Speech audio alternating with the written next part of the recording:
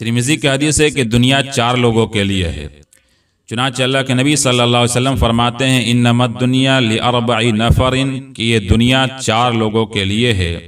عبد رزقہ اللہ مالا وعلما، سب سے پہلا وہ بندہ جس کو اللہ نے مال بھی دیا ہو اور علم بھی دیا ہو، فہو یتقی ربہ فیہ، اور اس مال اور علم میں اللہ سے ڈرتا بھی ہو، ویصل فیہ رحمہ، اور اس میں صلہ رحمی بھی کرتا ہو، یعنی اگر کوئی اس کا رشتہ دار غریب ہو تو اسے عطا بھی کرتا ہو، علم ہو تو اسے بانٹتا بھی ہو۔ اور تیسرا یہ کہ وَيَعْلَمُ لِلَّهِ فِي حَقًّا، اور یہ بھی جانتا ہو کہ اللہ کا اس میں حق ہے، اور وہ زکوٰۃ خیرات جو بھی ہو سکتا ہے اللہ کے حقوق ہوتے ہیں وہ ادا کرتا ہو۔ تو اللہ کے نبی فرماتے ہیں فَهَذَا بِأَفْضَلِ الْمَنَازِلِ، کہ یہ سب سے اعلیٰ مقام پر ہے، اس کی فضیلت سب سے اونچی ہے، یعنی جسے مال بھی دیا گیا، علم بھی دیا گیا، اور وہ اللہ سے اس مال اور علم میں ڈرتا بھی ہے، صلہ رحمی بھی کرتا ہے، اور اللہ کے حقوق بھی ادا کرتا ہے، تو سب سے بہترین بندہ ہے اس دنیا کا۔ دوسرا وہ بندہ ہے جس کو اللہ نے علم دیا، مال و دولت نہیں دی، لیکن اس کی نیت یہ ہے کہ اگر اللہ اسے دیتا مال و دولت تو وہ اسی طرح عمل کرتا جیسا کہ علم اور دولت جس کو اللہ نے دیا تھا، تو اس نے صلہ رحمی بھی کی، اللہ کا حقوق بھی ادا کیا۔ تو یہ بندہ جس کو صرف اللہ نے علم دیا ہے، مال و دولت نہیں دیا، تو وہ نیت اس کی یہ ہے کہ اگر اللہ ہمیں دیتا تو ہم بھی اس کی طرح بانٹتے، صلہ رحمی کرتے، اللہ کے حقوق ادا کرتے۔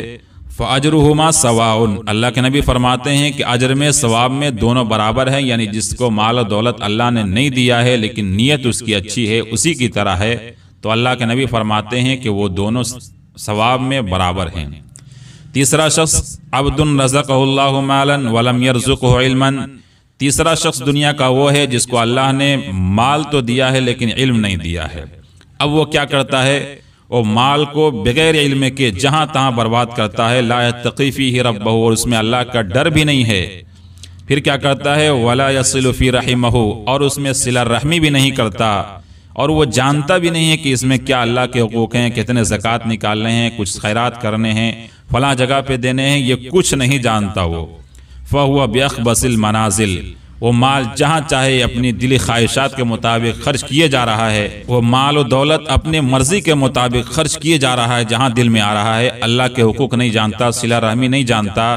تو اللہ کے نبی فرماتے ہیں کہ یہ سب سے بِأَخْبَثِ الْمَنَازِلِ کے سب سے بدترین مقام پر ہے، دنیا کا سب سے بدترین مقام پر یہ بندہ ہے۔ چوتھا وہ بندہ ہے عبد لم یرزقہ اللہ مالا ولا علما، چوتھا وہ شخص جس کو اللہ نے نہ مال دیا ہو نہ علم دیا ہو۔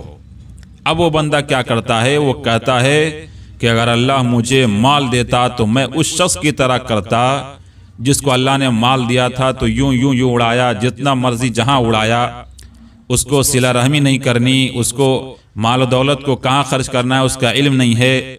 تو وہ بھی نیت ویسے ہی رکھتا ہے کہ جس طریقے سے یہ بندہ عیش و عشرت کر رہا ہے، اگر میرے پاس ہوتا تو میں بھی ایسے ہی کرتا، ایسے ہی عیش کرتا۔ تو اللہ کے نبی صلی اللہ علیہ وسلم فرماتے ہیں کہ ایسا انسان بھی اس شخص کے اجر و ثواب کی برابر ہو گیا جس نے صرف مال کو اڑایا ہے، اسے کچھ عطا پتہ نہیں تھا کہ مجھے کہاں اللہ کا حقوق ادا کرنا ہے، کہاں صلہ رحمی کرنا ہے۔